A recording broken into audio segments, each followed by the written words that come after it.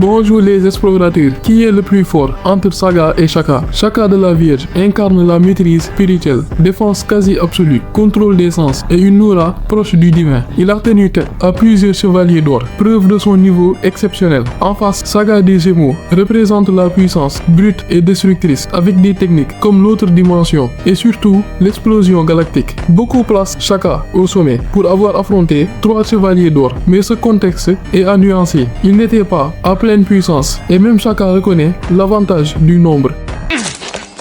Ça non, il n'est pas question que je sois encore envoyé dans une autre dimension.